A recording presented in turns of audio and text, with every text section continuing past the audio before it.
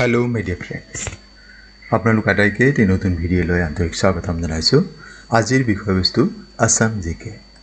অসম সম্পৰ্কে সানবিহলি কিছু প্ৰশ্ন ইয়াত লোৱা হৈছে।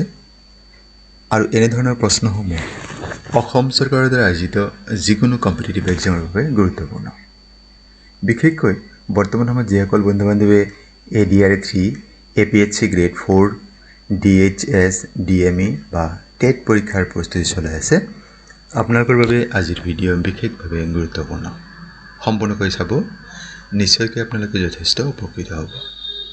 আজিৰ এই ভিডিওটি ছুটি হয়, কিন্তু প্ৰশ্নসমূহ পৰীক্ষাত কি ধৰণৰ হ'ব পাৰে তাৰ এটা আভাস আপোনালোকে আজিৰ ভিডিওত পাব। মৰমৰ বন্ধু-বান্ধৱীসকল, আপোনালোকে চাই আছে আপোনালোকৰ মৰমৰ ইউটিউব চেনেল নুৰুল আলম নাজু। আহকচোন বাৰু বিষয়বস্তুখিনি বিতংকৈ জানি লওঁ। প্ৰথম প্ৰশ্ন দি আছে, which of the following is the welcome song of Assam সাহিত্য সভা? নিম্নলিখিত কোনটো অসম সাহিত্য সভাৰ আদৰণি গীত? বিকল্প দিছে জয় আই অসম, চিৰ চেনেহী মোৰ ভাষা জননী, অসম আমাৰ ৰূপহী, ওপৰৰ এটাও নহয়। এই বিকল্পসমূহৰ অপশ্যন বি যিটো দিয়া আছে, চিৰ চেনেহী মোৰ ভাষা জননী, এয়া অসম সাহিত্য সভাৰ আদৰণি গীত হয়, ৱেলকাম সং হয়। এই গীতটি কোন ৰচনা কৰিছে সেয়াও প্ৰশ্ন হ'ব পাৰে। এই গীতটি ৰচনা কৰিছে মিত্ৰদেৱ মহন্ত, আৰু এই গীতটিৰ স্বৰলিপি কোনে সৃষ্টি কৰিছিল? ইন্দ্ৰেশ্বৰ শৰ্মাই। অসম সাহিত্য সভা সম্পৰ্কে প্ৰায় প্ৰশ্ন দিয়ে দেখা যায়, তাৰ কেইটামান ইয়াত উল্লেখ কৰা হৈছে তথ্য। অসম সাহিত্য সভাৰ প্ৰথম অধিৱেশন 1917 চনত ডিচেম্বৰ মাহত হৈছিল, আৰু ই শিৱসাগৰ জিলাত অনুষ্ঠিত হৈছিল। অসম সাহিত্য সভাৰ প্ৰথমগৰাকী সভাপতি আছিল পদ্মনাথ গোহাঁই বৰুৱা, আৰু প্ৰথমগৰাকী সম্পাদক আছিল শৰৎচন্দ্ৰ গোস্বামী। আৰু অসম সাহিত্য সভাৰ যিটো প্ৰতীক, এই যিটো আমি দেখা পাইছোঁ, চিৰ চেনেহী মোৰ ভাষা জননী, এই প্ৰতীক অংকন কৰিছিল যুগল দাসে। গতিকে আমাক এই প্ৰশ্ন বহুত সময় দিয়া দেখা যায় যে অসম সাহিত্য সভাৰ প্ৰতীক কোনে অংকন কৰিছে। পৰৱৰ্তী প্ৰশ্ন, which Satra is world famous for its mask making tradition? অসমৰ কোনটো সত্ৰ মুখা নিৰ্মাণৰ বাবে বিশ্ববিখ্যাত? মুখা শিল্প যিটো আমি কওঁ, মাস্ক মেকিং। বিকল্প হৈছে গড়মূৰ সত্ৰ, কুৰুৱাবাহী সত্ৰ, চামগুৰি সত্ৰ, আউনীআটী সত্ৰ। এই বিকল্পসমূহৰ অপশ্যন চি যিটো দিয়া আছে, চামগুৰি সত্ৰ মুখা শিল্পৰ বাবে বিশ্ববিখ্যাত। এই চামগুৰি সত্ৰ অসমৰ কোনখন জিলাত অৱস্থিত? মাজুলী জিলাত অৱস্থিত। পৰৱৰ্তী প্ৰশ্ন, who is the author of the famous Assamese novel Bakul Phulor Dore? জনপ্ৰিয় অসমীয়া উপন্যাস বকুল ফুলৰ দৰেৰ লেখক কোন? বিকল্প হৈছে মহিম বৰা, হোমেন বৰগোহাঁই, অপূৰ্ব শৰ্মা, ডক্টৰ মৃণাল কলিতা। ইয়াৰ শুদ্ধ উত্তৰ হৈছে ডক্টৰ মৃণাল কলিতা। তেখেতৰ এটি অতি জনপ্ৰিয় উপন্যাস হৈছে বকুল ফুলৰ দৰে। তেখেতৰ অন্য এখন জনপ্ৰিয় উপন্যাস হৈছে অভিমন্যু। জনপ্ৰিয় অসমীয়া উপন্যাস বকুল ফুলৰ দৰে লেখক হৈছে ডক্টৰ মৃণাল কলিতা। এই উপন্যাসখনক সাহিত্য একাডেমীৰ শিশু সাহিত্য বঁটাও প্ৰদান কৰা হৈছে, আৰু এই বঁটা লেখক কলিতাই 2021 চনত লাভ কৰে। এয়া হৈছে বকুল ফুলৰ দৰে গ্ৰন্থৰ প্ৰচ্ছদ পৃষ্ঠা। পৰৱৰ্তী প্ৰশ্ন, when was Medams of Charaideo declared as a World Heritage Site of Assam?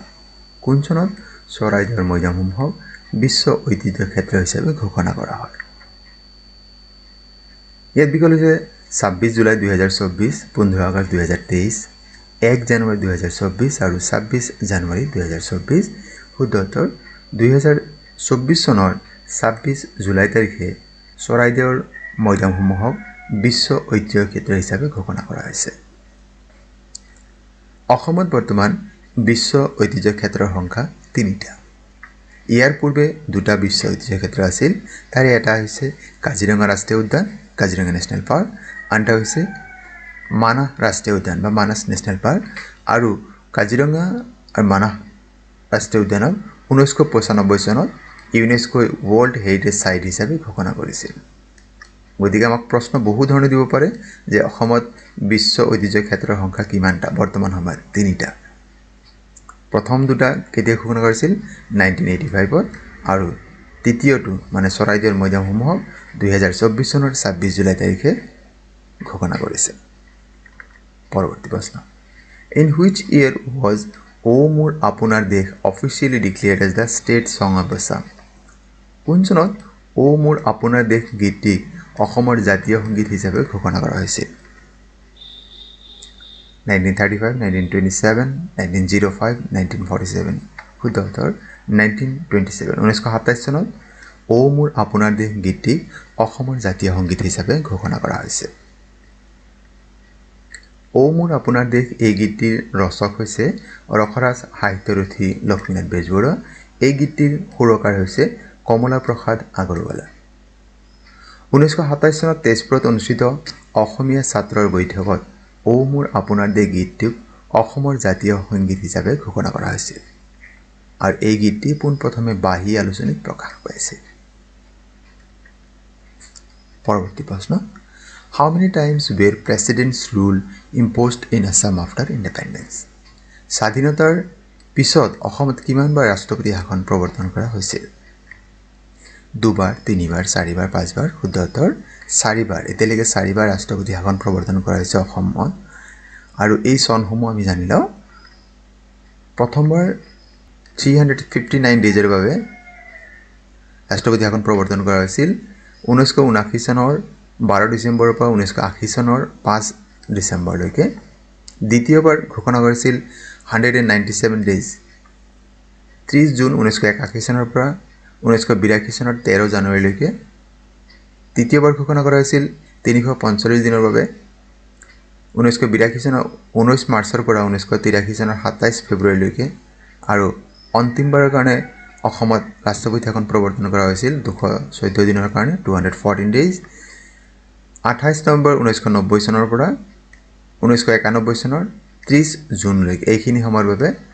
অসমত মানে এতিয়ালৈকে চাৰিবাৰ ৰাষ্ট্ৰপতি শাসন প্ৰৱৰ্তন কৰা হৈছে আমি নিশ্চয় সকলো জ্ঞাত যে ভাৰতৰ সংবিধানৰ আৰ্টিকল 356 মতে ভাৰতৰ ৰাষ্ট্ৰপতিয়ে কোনো এখন ৰাজ্য যদি ৰাজ্য চৰকাৰ চলাব নোৱাৰে সেই ৰাজ্যৰ শাসনভাৰ ৰাষ্ট্ৰপতি নিজৰ হাতত ল'ব পাৰে 356 অনুচ্ছেদ মতে আৰু আসলতে ইয়াৰ অফিচিয়েল যেটো নাম হেতু হৈছে ষ্টেট ইমাৰ্জেন্সি বুলি কোৱা হয় আমি যাক সাধাৰণতে ৰাষ্ট্ৰপতি শাসন বুলি আমি কওঁ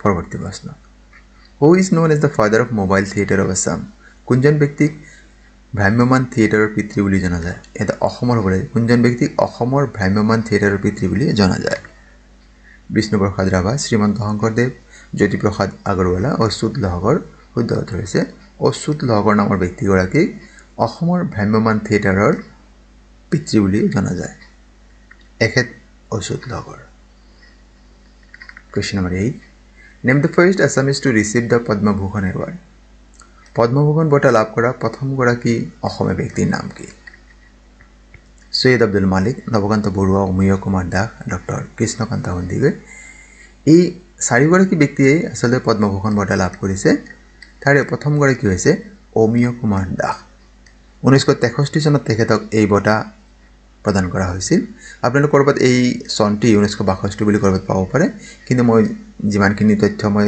চালো তাতে বেছিভাগ কিতাপতে বা বেছিভাগ সোৰ্সতে 1963 বুলি দিয়া আছে কৰবাত 1962 বুলি উল্লেখ আছে The Umasal rock inscription Hilalipi was discovered on Umasal Hilalipi নিম্নলিখিত কোনখন ঠাইত উদ্ধাৰ হৈছে নীলাচল পাহাৰ মণিকুট পাহাৰ চিত্ৰাচল পাহাৰ ওপৰা টাউন হয় শুদ্ধ উত্তৰ নীলাচল পাহাৰ